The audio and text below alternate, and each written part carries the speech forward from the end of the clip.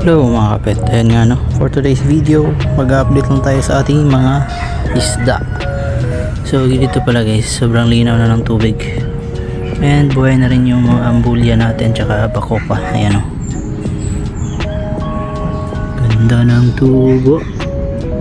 So wala pa rin tong laman, may ilalagay ko dito siguro mga fry ng ating mga balon molly. So dito rin naubos yung dap na natin, hindi ko alam bakit so nag-crash out dito, kaya nilagay ko is mga shrimp na maliliit. Yan, red cherry, so medyo marami-rami din to. Yan pa yung iba, papakita ko. Yan.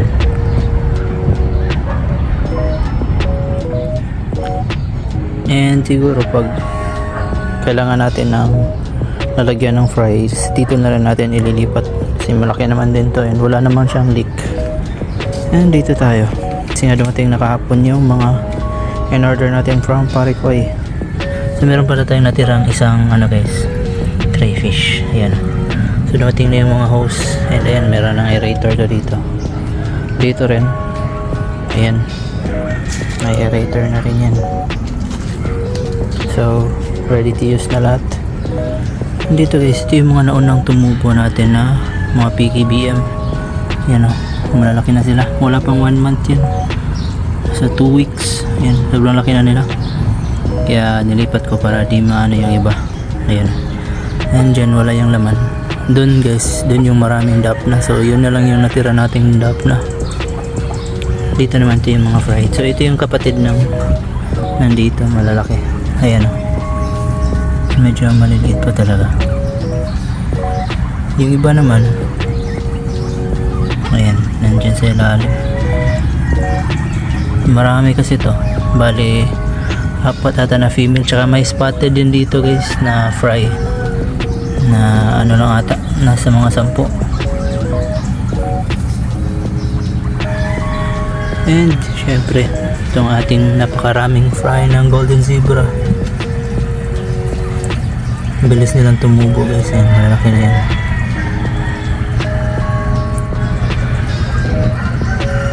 Golden zebra, hindi ko alam kung ilan talaga to lahat, pero madami sila guys. Ano,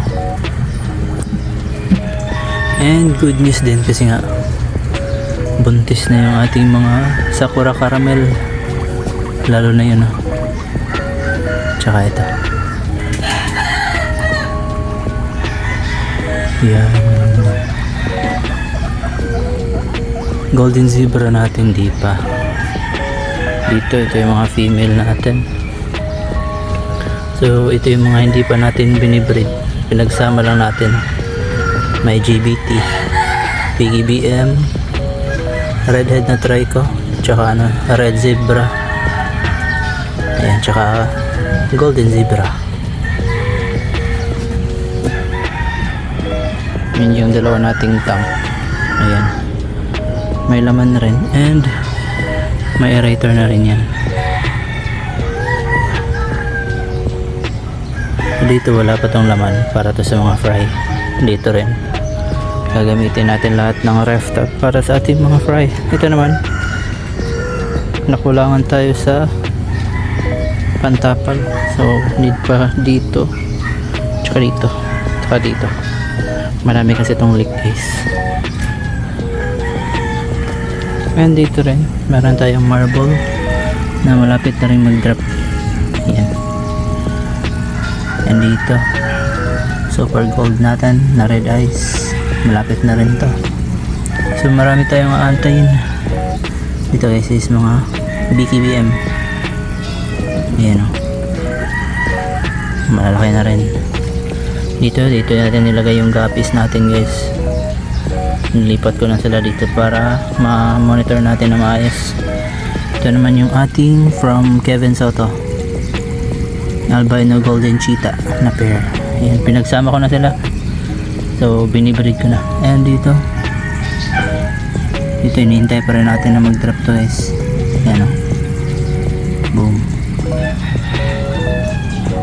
Dito naman sa harap, ito ko nilipat yung GBT natin na trio dun sa likod. Ayan o, kasi nga buntis na rin yan guys. And doon kasi sa likod baka may ibon na makakita, pero yun nga, para safe. Ito yung mga meals natin. Ayan. Nandito may bakante tayo, dalawa, maliliit na gapit tank. Hindi ko pa ginamit. Ayan. Siguro ililipat ko yung gapis dito or doon na lang, depende. Ito na yung turtle natin guys. Ay, so dyan ko siya nilagay para matamaan siya ng araw. Ayan. So dito wala, bakante to. So kailangan, need pa natin ang dalawang ganitong kalaking tubs, or isa lang ata yung kakasya dito na malaki. Basta kukuha pa tayo ng mga tubs na mga ganito para dito sa baba. Ito kasi is lilipat ko dun sa likod. Guys, nagpapakain tayo ng spirulina. Eat well boys. So yun yan, yun yung update sa ating mga isda. And ayun, salamat sa panonood. See you on my next video. Bye bye.